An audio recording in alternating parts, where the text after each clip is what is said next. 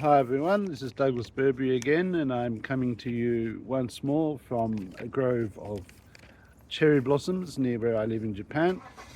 The cherry blossom season is actually fairly short. The flowers only really bloom for 2 weeks, if that. And so I thought, I had some more of these videos to make, and I thought I'd try and make a few of them outdoors.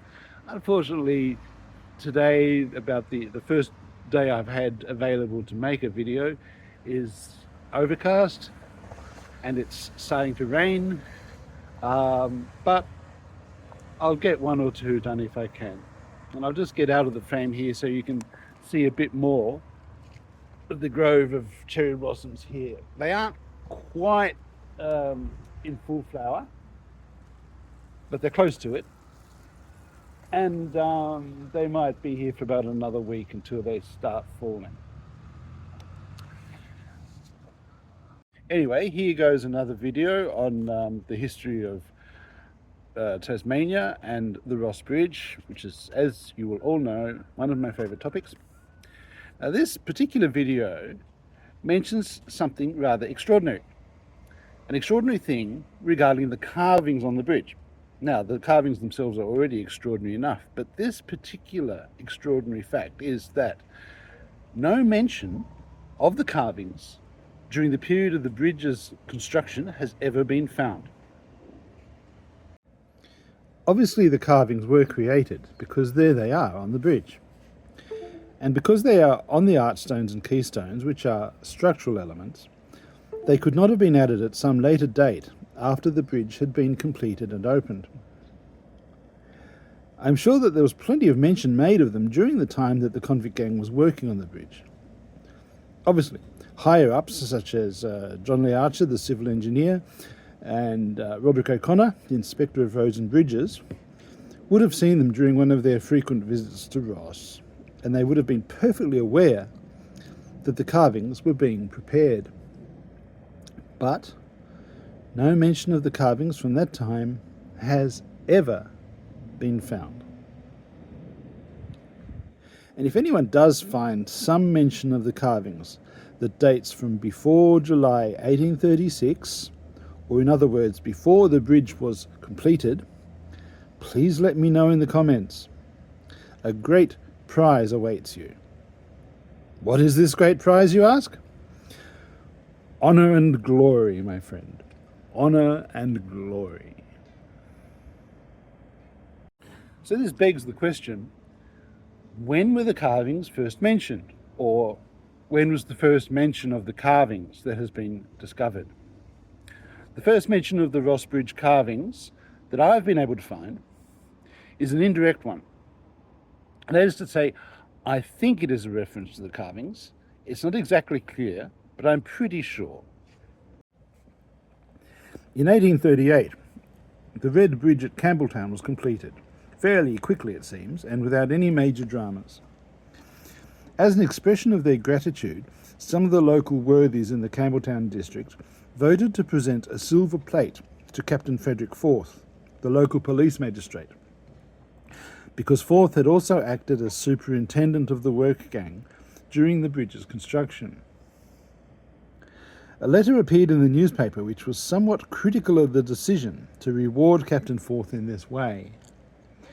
Here is a copy of the letter from the newspaper. The letter writer acknowledged that the locals could do whatever they liked with their own money, but he expressed his opinion that what Captain Forth had done was nothing special. All he had done was fulfilled his official duties without any particular distinction, and so his salary and allowances as a public official should surely be sufficient. The letter writer went on to say that there was examples where officials in Forth's position had done a much better job, not only fulfilling their official duties, but going above and beyond the call of duty. He mentioned the example of Captain William Turner, who had been the superintendent who oversaw the construction of the Ross Bridge. And this is where it gets interesting. The letter writer mentions that Captain Turner had helped to pay for the decorations on the bridge out of his own pocket. These decorations that the letter speaks of. This seems like a reference to the carvings on the Ross Bridge. It must be. What else could there be? So although it is a bit indirect, this letter does seem to be a reference to the carvings on Ross Bridge, and it's the earliest such reference that I have been able to find. The comment that Captain Turner helped pay for them out of his own pocket is interesting too. If the carvings were being done by the convict work gang, and if they had official permission to carve them, why would Captain Turner have had to help pay for them? But that's a subject for another video. The next reference which I have been able to find to the carvings on Ross Bridge dates from several years after this, although this time it is an unmistakable reference. It dates from 1841, 5 years after the bridge was completed and opened. 5 years. In this year, a gentleman by the name of Hugh Munro Hull was working as a senior clerk in the Colonial Secretary's office in Hobart Town. He had become fatigued from his work and he was suffering ill health, and so the doctor advised him to take some time off and do some travelling. He decided to do this travelling around Van Diemen's Land, and he kept a journal during his travels. This journal, together with some other papers in Hull's collection, has been published under the name of Clerk of the House, The Reminiscences of Hugh Munro Hull. In a journal entry from 1841, Hull mentions that he was riding along the main road from Hobart Town towards Launceston when he decided to make a stop off at Ross and have a look at the bridge. I will quote here the passage in his journal which describes his impressions.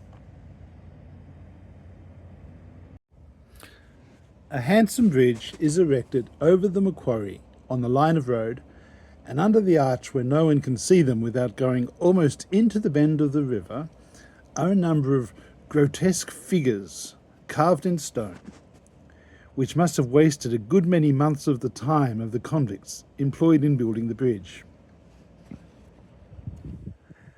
End of quote. His use of the word grotesque is a bit disconcerting, though perhaps he did not mean it in a derogatory sense. Or perhaps he did. Anyway, he didn't have to like the carvings, but he does get credit for being the first positively confirmed source to make mention of them.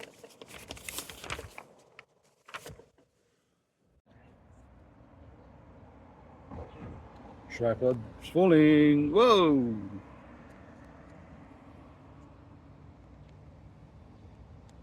Okay. And as I mentioned before, the first definite reference to the carvings on the Ross Bridge dates from 1841, 5 years after the bridge was opened. If any contemporary references were made before then, they haven't survived to the present day, or at least they haven't ever been found. But the search continues. If you ever find such a reference, please let me know in the comments.